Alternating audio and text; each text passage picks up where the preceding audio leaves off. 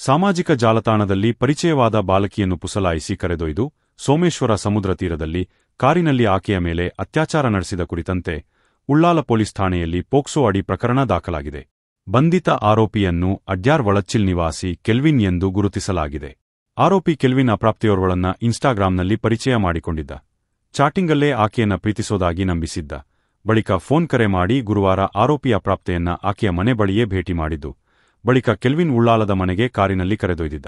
ಬಳಿಕ ಆಕೆಯನ್ನು ಕುತ್ತಾರು ಸಮೀಪದ ಲಾಡ್ಜ್ಗೆ ಕರೆದುಕೊಂಡು ಹೋಗಿ ರೂಮ್ ಕೇಳಿದ್ದಾನೆ. ಆದರೆ ಬಾಲಕಿಯಾಗಿರುವ ಕಾರಣ ಲಾಡ್ಜ್ ಸಿಬ್ಬಂದಿ ರೂಮ್ ಕೊಟ್ಟಿರಲಿಲ್ಲ. ಸೋಮೇಶ್ವರ ಸಮುದ್ರ ತೀರಕ್ಕೆ ಕರೆದೊಯ್ದು ಕಾರೊಳಗೆ ಅತ್ಯಾಚಾರ ಮಾಡಿದ್ದಾನೆ ಎಂದು ಪೊಲೀಸರು ತಿಳಿಸಿದ್ದಾರೆ. ನಂತರ ಆಕೆಯನ್ನು ಮನೆಯವರೆಗೂ ಕಾರಿನಲ್ಲಿ ಬಿಟ್ಟು ಹೋಗಿದ್ದಾನೆ.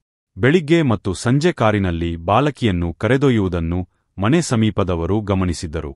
ರಾತ್ರಿ ಹೊತ್ತಲ್ಲಿ ಬಾಲಕಿಗೆ ಹೊಟ್ಟೆ ನೋವು ಕಾಣಿಸಿಕೊಂಡ ಕಾರಣ ವೈದ್ಯರ ಬಳಿ ಕರೆದೊಯ್ದು ಪರಿಶೀಲಿಸಿದಾಗ ಅತ್ಯಾಚಾರ ನಡೆದಿರುವುದು ಗೊತ್ತಾಗಿದೆ ಎಂದು ಪೊಲೀಸರು ತಿಳಿಸಿದ್ದಾರೆ.